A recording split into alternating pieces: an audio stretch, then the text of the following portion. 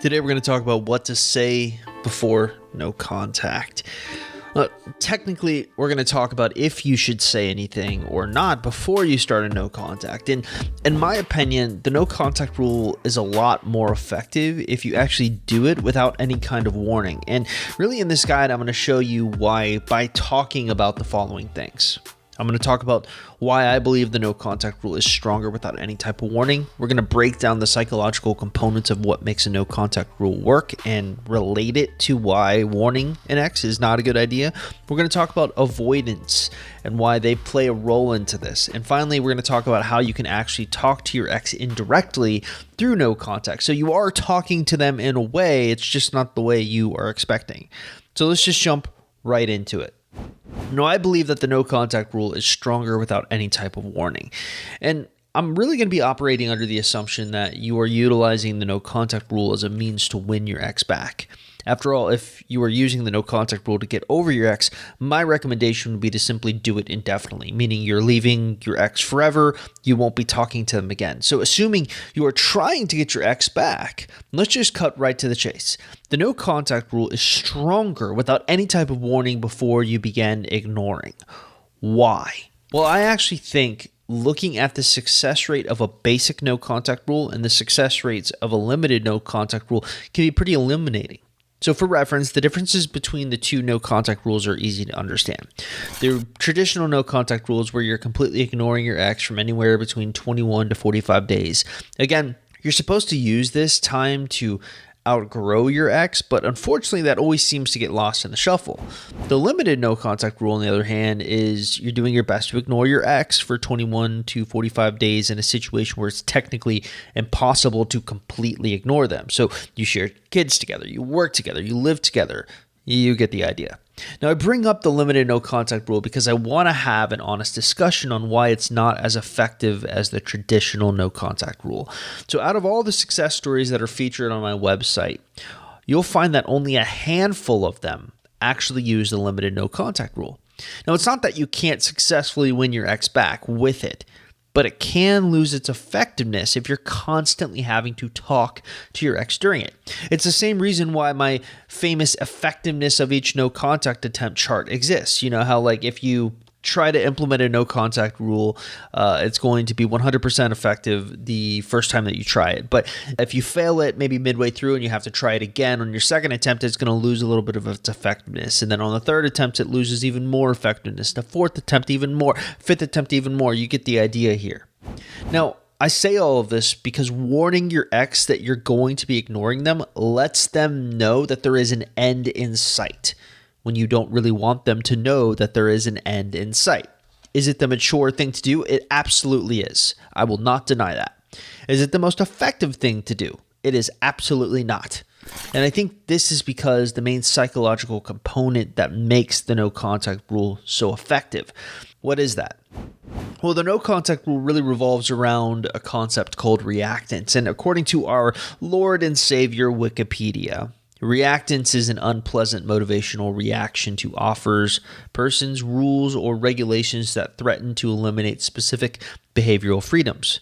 Reactance occurs when a person feels that someone or something is taking away their choices or limiting their range of alternatives. Now, the very reason you do the no contact rule and the reason it's effective is that it limits your ex's freedom to talk to you. Now, I suppose an argument can be made that if you warn your ex that you're going to be doing this beforehand, it can improve the effectiveness, but I actually haven't found that to be the case at all. Usually when you warn an ex, they know what to expect and they are actually given a light at the end of the tunnel. Simply saying, I'm going to do this no contact thing. I'm going to take 30 days for myself. See you then. It doesn't really work the way you think it does or the way it's intended to. Being a dismissive avoidant myself, I would personally read that as cool. I'll see you in 30 days. I'm happy for the break. In an odd way, you give an ex exactly what they want, a break from the breakup. Real quick, I want to say that if you're new to this YouTube channel or you're trying to figure out what you should be doing to get your ex back and you're trying to learn if you even have a chance in your specific circumstance, probably the smartest thing for you to do is actually stop by our website, www.exboyfriendrecovery.com, or take our X Recovery Chances quiz that can be found at exboyfriendrecovery.com. Now, if you're watching this on YouTube, taking that free quiz is super easy to do. All you have to simply do is look in the description link below this YouTube video and click on the link you see there. It will take you directly to the quiz where you can fill it out and get an easy answer on what you should be doing going forward and overall what your chances look like in your specific situation. All right, so let's get you back to the video. It's way more effective to do it without warning, without the knowledge that there is an end in sight. That's what elicits those famous reactions you see going viral online or on YouTube about, I did a no contact rule and my ex reached out to me 15 times, things like that. Now, I mentioned I'm a dismissive avoidant. Believe it or not, that factors into this greatly. So, this is super relevant for a lot of reasons. First, because most of the clients we help have avoidant exes. Over 70% of the people that come through our program will admit that they are trying to get an avoidant back, some version of an avoidant. Now, we have a lot of experience studying what an actual no contact rule will do to an avoidant. It's actually not as basic as you would think, but more on that in a second. The other thing I'd like to point out to you is that a lot of times your ex won't be reaching out to you during this period of no contact. I think I did a poll a couple of years ago where I asked people in our private Facebook support group, I basically asked them, for those of you who have completed a no contact rule, how many of your exes have reached out to you during it? 67% of people said that their exes did not reach out to them. And this is precisely because most exes that come through our program are avoidant. So in a way, they want the space that no contact can give them. Weird, right? Well, it actually revolves around a concept called avoidant nostalgia that I talk about in a video I did a couple of years ago called How to Make an Avoidant Ex Miss You. To quote from the video, avoidants are free to long for an ex once that person is unavailable out of the relationship, and typically out of contact, so they are untouched by the actual engagement and their deactivation systems aren't triggered, revealing their long suppressed attachment and switching their operating attachment wound from the fear of engulfment to fear of abandonment. So the key factor to take from this is that it's only when the threat of a reconciliation has been removed that the avoidant will have this nostalgia and longing for an ex can occur. By warning an ex that the no contact rule will not be permanent, it can actually make things worse, as they will know that on date X you'll be reaching out again and they'll have to have their guard up. So yes, before I made the point when I was talking about the effectivenesses of the no contact rule and why, the psychological components of reactance and why sometimes you want to give an ex time. You kind of give them what they want in an odd way. You're giving them sort of a break from a breakup. Well, an avoidant actually enjoys the break from the breakup, but what they don't enjoy is knowing that they're going to have their guard up when the breakup is over. So there's this weird paradox that kind of occurs here when you warn an ex that, the no contact rule won't be permanent. It won't be indefinite.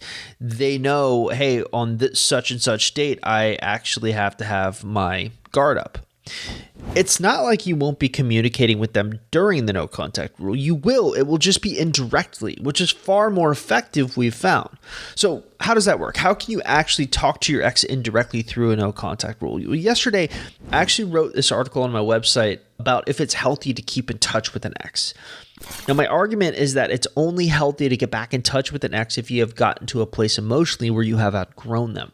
That's the big aha moment we've had in our coaching practice. Really, what you were doing with your time during the no contact rule is super important. Every fiber of your being should be committed to outgrowing your ex and sharing that journey on social media. Why? Well, statistics have consistently shown that over 80% of exes will Facebook stalk or Instagram spy or whatever the kids are calling it nowadays. It's natural to want to see what your ex is up to after a breakup. We all harbor in our hearts a hope that the person is devastated and broken without us. This hope is doubled when you consider the fact that you are using a no contact rule on your ex, so there's been no direct communication for weeks. The only window into your life your ex should be from afar, indirectly. And the only thing your ex should be seeing you doing is you making meaningful progress without them, which harkens back to what we know about avoidance. Remember, they only feel safe missing you when they feel like you've moved on from them. If all they are seeing from afar is you outgrowing them, they may give themselves permission to start missing you sooner. All in all, this is a fancy way of saying I don't think it's a good idea to warn your ex that you are going to do a no contact rule.